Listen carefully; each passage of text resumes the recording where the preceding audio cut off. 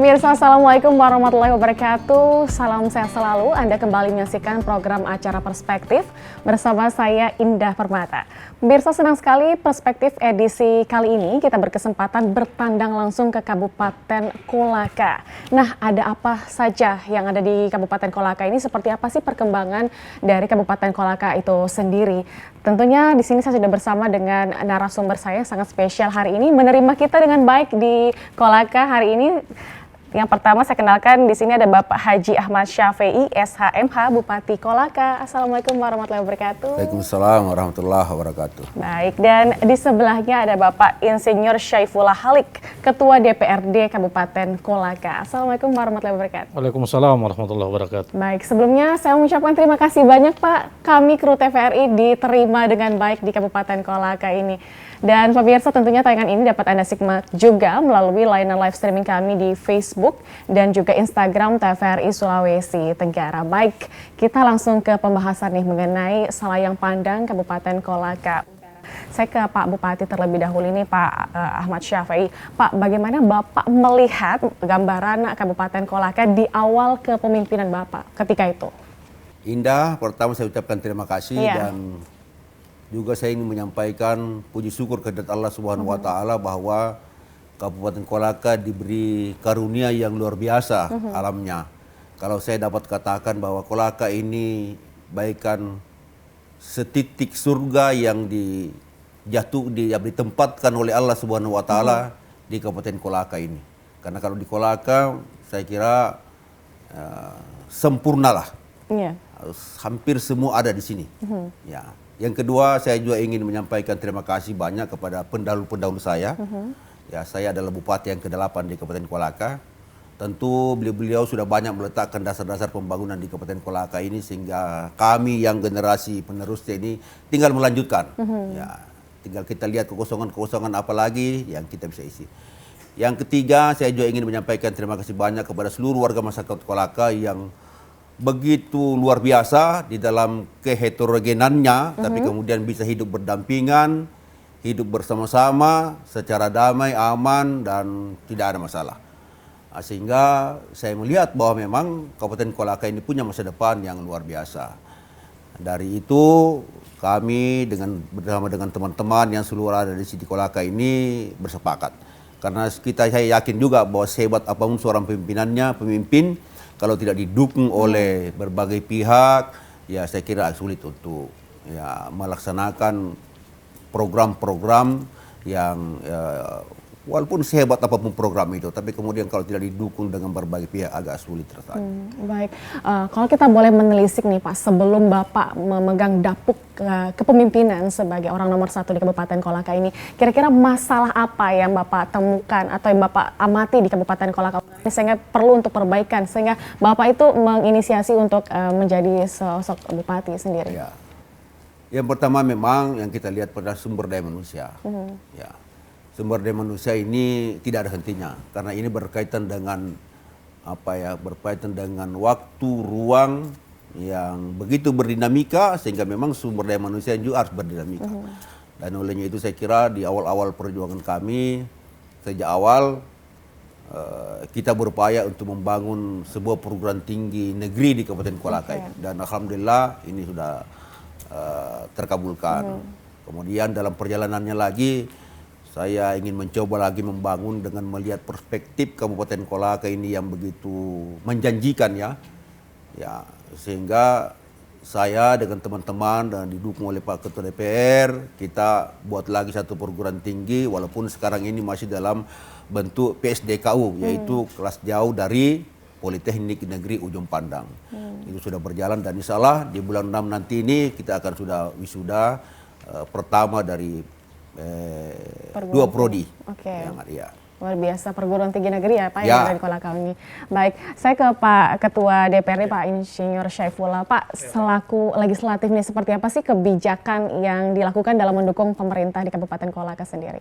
Alhamdulillah kami di Kolaka ini bersama dengan pemerintah daerah, eksekutif, legislatif ini menunjukkan kolaborasi yang sangat luar biasa menurut saya, kerjasama yang sangat luar biasa. Tentu dalam membangun sebuah daerah ini, apa yang sudah disampaikan oleh Pak Bupati ini tidak bisa sendiri.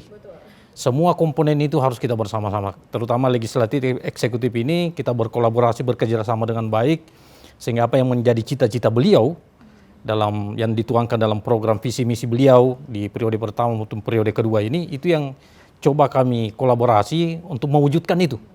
Sehingga cita-cita beliau di akhir masa jabatannya kemudian nanti semua itu bisa terwujud. Itu harapan kita. Itu tidak terlepas dari kerjasama ini. Kerjasama yang kita tunjukkan ini bersama Bupati, Wakil Bupati, seluruh komponen pemerintah daerah dengan teman-teman DPR ini yang luar biasa harmonis kami di Kolaka ini. Luar biasa sekali dukungan dari DPR Iya, Kolaka sendiri. iya, Ya, Pak. seperti itu. Baik, saya kembali ke Pak Bupati. Kalau kita melihat tadi seperti yang Pak Ketua DPRD sebutkan, di 2 masa kepemimpinan, ini 2 periode ya Pak, berarti artinya Bapak sudah mendapatkan kepercayaan yang begitu besar kepada masyarakat sehingga bisa terpilih lagi dan kemudian melanjutkan visi misi. Nah, untuk dapat mewujudkan visi misinya Bapak nih, seperti apa Pak?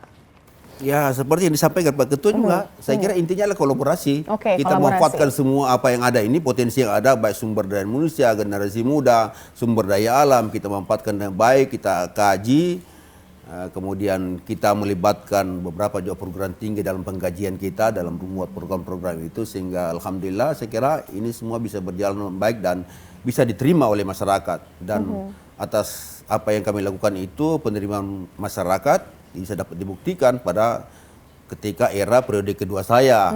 Ya, dan alhamdulillah ya seperti kita tidak kerja berat lagi. Iya. Nah, banyak juga pertanyaan-pertanyaan dari teman-teman bedok itu, apa yang memberikan keyakinan Bapak bisa untuk maju periode kedua? Saya bilang saya bekerja. Betul. Ya. Untuk penilaiannya saya terserah kepada masyarakat untuk menilai. Apa yang saya kerjakan itu baik atau tidak, kembalikan kepada masyarakat. Dan saya kira itu terbukti. Karena di periode kedua saya itu 70% masyarakat Kolaka memilih saya. Oke, luar biasa sekali. Baik, di visi misi mempercepat pembangunan infrastruktur, wilayah apa yang dilakukan pemerintah Kolaka untuk mewujudkan infrastruktur yang berkeadilan sesuai dengan visi misinya Ya. Bapak? Yang begini, selain tadi yang saya lihat adalah bagaimana kita meningkatkan seluruh manusia, memang ada juga hal yang perlu kita bangun, yaitu ekonomi masyarakat. Oke. Ekonomi masyarakat itu terkait dengan transportasi. Nah, oleh itu sejak saya masuk, di awal saya masuk, saya sudah memprogramkan bahwa harus setiap tahun ada 2 km jalan yang kita aspal setiap kecamatan setiap tahun. Itu program. Ya. Kemudian ada lagi lain-lainnya, ada perkerasan jalan, ada peningkatan jalan, ada rabat jalan beton untuk khususnya kepada jalan-jalan produksi untuk naik ke perkebunan masyarakat. Itu yang kita lakukan. Karena tujuan saya sebenarnya di akhir nanti yang saya inginkan ini tersambungnya seluruh wilayah transportasi di Kabupaten Kolaka. Jadi menghubungkan dari ibu kota kabupaten ke ibu kota kecamatan. Kemudian setelah itu nanti baru kita beralih dari ibu kota kecamatan ke ibu kota kecamatan lainnya. Kemudian nanti dari ibu kota kecamatan satu ke ibu kota desa. Kemudian nanti kita hubungkan lagi dari ibu kota desa ke ibu kota desa selanjutnya dan seterusnya. Sehingga memang terkoneksi ini. Konektivitas ini bisa terbangun dengan baik. Dan alhamdulillah saya kira sekarang capaiannya sudah sekitar 80%-an begitu. Nah, luar biasa. Ini untuk mendukung pemerataan Ya. kesejahteraan masyarakat juga ya Pak. Nah, kalau dari segi legislatif sendiri, pasti apalagi di 2 periode masa kepemimpinan Bapak, tentu ada juga nih mungkin tantangan dan hambatan yang didapati, apalagi kita baru-baru melewati juga masa pandemi COVID-19 ya Pak. Ini seperti apa Pak?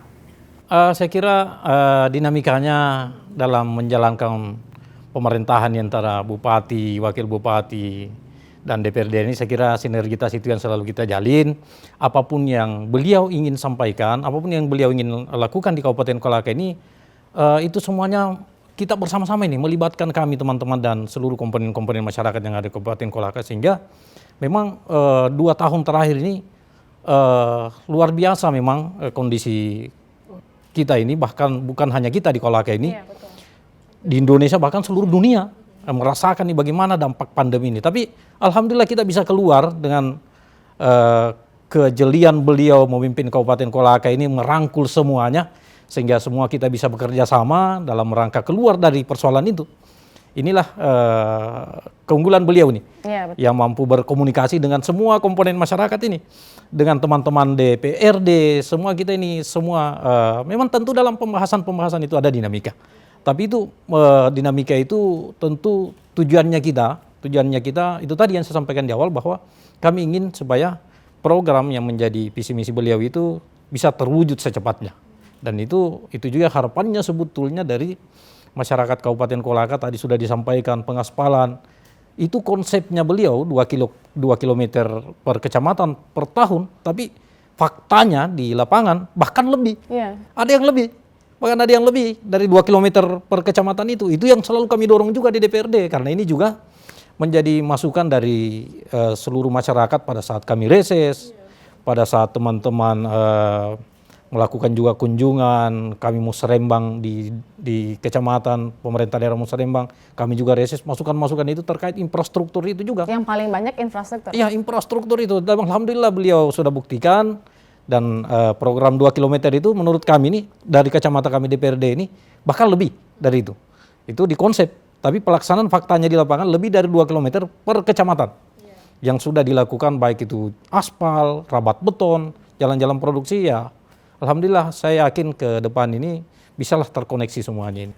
Luar biasa. Itu dari segi infrastruktur ya Pak. Kalau dari segi pemulihan ekonomi sendiri kan kita tahu juga Presiden Joko Widodo baru-baru juga mengumumkan bahwa akan ada 60 negara yang terdampak krisis ekonomi.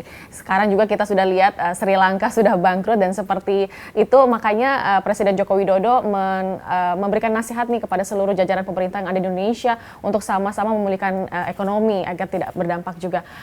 Kalau di Kolaka sendiri Pak, seperti apa ke pemulihan ekonomi, program-program pemulihan ekonomi dari pemerintah Kabupaten Kolaka, Pak? Ya, terkait dengan sebenarnya begini, memang kalau kita lihat secara keseluruhan memang dampak pandemi kemarin terhadap ekonomi luar biasa.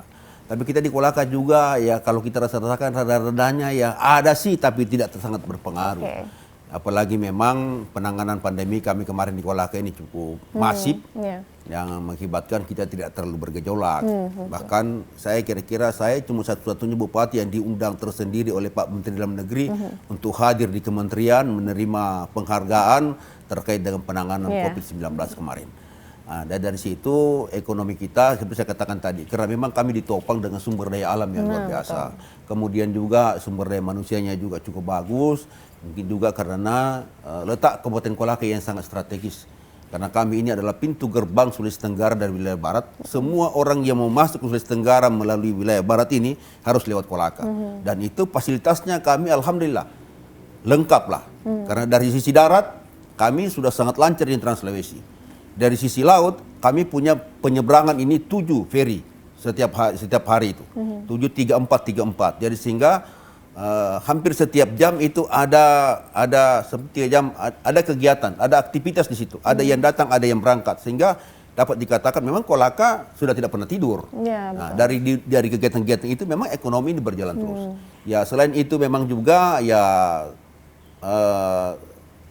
potensi dan kemudian memang kepiawaian teman-teman yang luar biasa. Dari udara juga kami punya pesawat, kemudian lagi kami punya juga pelabuhan kontainer di sini, didukung dengan ya ada juga di Indonesia lain, khususnya pertambangan yang cukup bagus, sehingga ya saya kira tidak terlalu banyak dampaknya di Kolaka. Dan kita lihat bahkan data terakhir kami oleh BPS, oleh rilis BPS bahwa pendapatan per kapita Kabupaten Kolaka itu 3 terbaik se-Sulawesi. Nah ini luar biasa kira. Nah itu semua yang kita lakukan sebenarnya diawali dengan program-program dan kerjasama, kolaborasi dengan semua teman-teman, kemudian pembinaan dengan tidak hentinya kita sampaikan, dan juga pemahaman teman-teman para pengusaha di Kolaka juga memahami itu, sehingga saya kira kami merasa bahwa setelah pandemi ini pikiran kita kemarin dampaknya akan berdampak luar biasa, tapi alhamdulillah saya kira sampai dengan hari ini kita adem-adem saja lah. Alhamdulillah. Karena itu tadi mungkin Kabupaten Kolaka ini dianugerahi dengan sumber daya alam yang kaya dan juga SDM-nya ini sedang dikembangkan terus ya Pak ya untuk mendukung seperti itu. Nah kalau dari segi DPRD sendiri seperti apa Pak pandangannya untuk pemulihan ekonomi sendiri? Saya kira apa yang sudah dilakukan oleh Bapak Bupati beserta seluruh perangkat-perangkatnya itu yang selalu kami sokong, kami dukung. Sehingga memang tadi yang saya sampaikan di awal bahwa memang juga komunikasi yang dibutuhkan, komunikasi. Di samping potensi sumber daya alam Kabupaten Kolaka ini yang luar biasa, nikmat Allah yang diberikan kepada kita ini, sumber daya yang mungkin tidak semua daerah memiliki. Itulah yang kami syukuri sebagai masyarakat Kabupaten Kolaka, bersyukur kepada Allah Subhanahu wa taala diberikan rahmat karunia yang begitu besar dari Allah yang tidak semua daerah memiliki, tapi alhamdulillah kita di Kolaka ini hampir lengkap lah. Sehingga memang dalam keluar dari sebuah persoalan ya sedikit agak dibandingkan daerah lain agak mudah lah sedikit di Kolaka ini. Itu tadi, dan lagi ya kerjasama kami semuanya di Kabupaten Kolaka, terutama Bapak Bupati merancang bagaimana kita keluar bersama-sama dari sebuah persoalan, dan alhamdulillah semuanya berjalan baik dan terselesaikan. Tadi sudah disampaikan juga satu-satunya bupati yang diundang dari Kementerian Dalam Negeri, itu kan prestasi yang luar biasa. Itu saya kira tidak akan mungkin tercapai. Pak Bupati ini punya keterbatasan kemampuan beserta perangkat. Kalau kemudian itu tidak dikolaborasi, tidak ada kerjasama, tidak ada komunikasi yang baik, saya kira nonsen itu, mustahil bisa kita lakukan. Tapi alhamdulillah kerjasama itu kita tunjukkan dengan bukan hanya itu, di berbagai kegiatan, berbagai program-program kegiatan, alhamdulillah itu yang selalu didahulukan oleh beliau. Sehingga kami juga di DPRD welcome dengan apa yang menjadi programnya beliau, bahwa memang yang menjadi program beliau itu juga yang menjadi keinginan masyarakat. Sehingga dalam proses pembahasan-pembahasan di DPRD itu alhamdulillah berjalan lancar, tidak terkendali, dan setiap pembahasan kita di DPRD ini kami termasuk Kabupaten Kolaka yang paling cepat juga menetapkan APBD kita. Ya, meskipun dinamikanya dalam pembahasan itu adalah ya, tapi itu tujuan kita sama. Bagaimana kemudian kita mensejahterakan masyarakat ini bersama-sama dengan Bapak Bupati. Saya kira itu. Buah jerih payah bersama ya Pak ya. Baik, luar biasa sekali. Nah, kalau untuk penerapan tata kelola pemerintahan yang baik, efisien, bersih dan bermartabat ini sesuai dengan reformasi birokrasi kita nih untuk masyarakat seperti apa Pak? Saya kira ini soal regulasi ya. Saya kira sudah banyak melahirkan peraturan-peraturan daerah maupun perbup-perbup terkait dengan tata kelola pemerintahan yang baik, bersih dan efisien. Saya kira sudah banyak. Tinggal memang di dalam implementasinya itu bagaimana kita menyelesaikan. Tentu implementasi itu adalah contoh. Diawali dengan contoh dari kita. Ini saya sampaikan semua. Para kepala-kepala wilayah saya sampaikan. Untuk melakukan ini, bagaimana kita mengelola ya pemerintahan yang baik harus dimulai dari diri kita. Ya, kalau kita yang memberikan contoh yang baik, bagaimana mengelola itu, ya insya Allah pasti ini ke bawah akan ikut semuanya. Ya, tapi kalau kita yang ugal-ugalan, ya percaya saja kita dukunkan juga 100 peraturan daerah atau perbub tentang itu.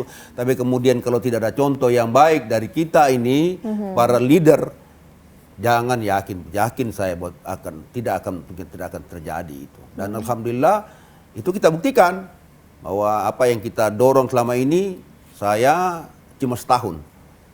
Setahun memang kepimpinan saya di awal tahun itu memang karena dari awal seperti begitu. Saya begitu masuk tahun kedua itu sudah WTP sampai dengan hari ini. Nah, kalau Bapak tadi menyinggung soal sumber daya alamnya yang kaya dan luar biasa. Nah, bagaimana mengoptimalkan pengelolaan sumber daya alam yang dimiliki oleh Kabupaten Kolaka dan juga perlindungan terhadap lingkungan hidup ini, Pak? Begini, dengan lahirnya Undang-Undang Nomor 23 kemarin kami memang hampir menggerus seluruh ini kewenangan.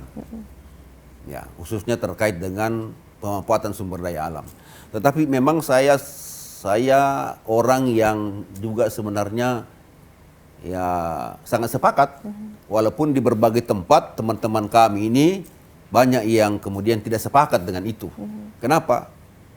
Tentang pemberian kewenangan itu saya sangat sepakat bahwa memang kalau kita melihat dari sisi kewenangan, memang bukan porsinya itu kepala daerah untuk membuat kewenangan terhadap perizinan dan sebagainya. Tetapi yang terpenting bagi saya bagaimana kita bisa mendapatkan hasilnya. Ya bukan soal kewenangannya kita yang ke seluruh enggak dengan situ. Tapi kalau saya yang terpenting bagaimana kita mendapat hasilnya. Bagaimana mendapat hasilnya, saya pernah mengusulkan ke kementerian bahwa ya kita berharap sebenarnya saya tidak minta itu bahwa kami kasih keluar izin, kami enggak minta itu. Tapi yang kita minta berapa sih bagiannya kami ini dari pengelolaan sumber daya alam yang dikelola di sini di Kolaka ini. Kami di Kolaka ini luar biasa karena kita ada 3 perusahaan yang proyek strategis nasional. Ada PT Antam, PT PAL dan PT Jira. Ini 3 PSN ini. Proyek strategis nasional. Nah, sepanjang ada aktivitas di situ, saya sangat miris kadangkala kalau kemudian tidak bisa kita membangun wilayah sekitar. Ya, karena 3 ini luar biasa. Nah, oleh itu saya sudah pernah mengusulkan, ya kalau bisa ini baik apa namanya, baik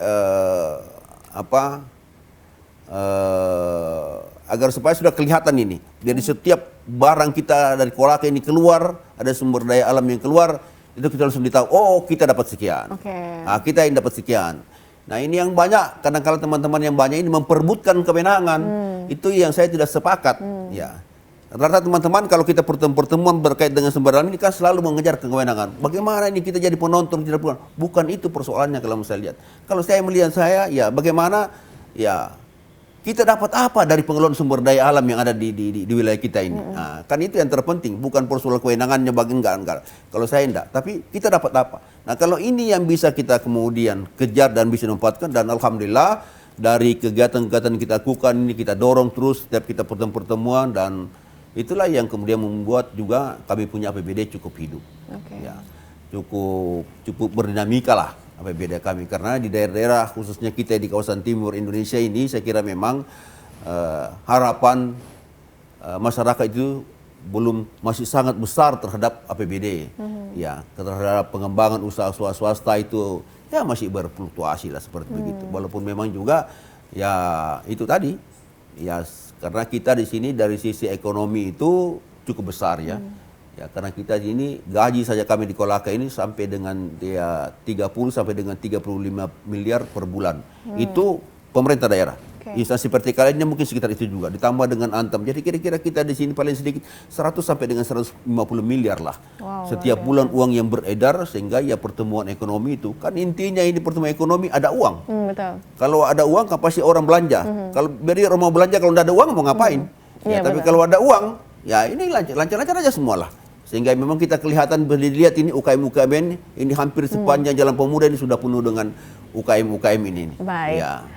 Baik, kita masih akan melanjutkan perbincangan kita yang seru ini. Sangat menarik sekali perbincangan kita hari ini. Dan pemirsa tetap bersama kami di Perspektif.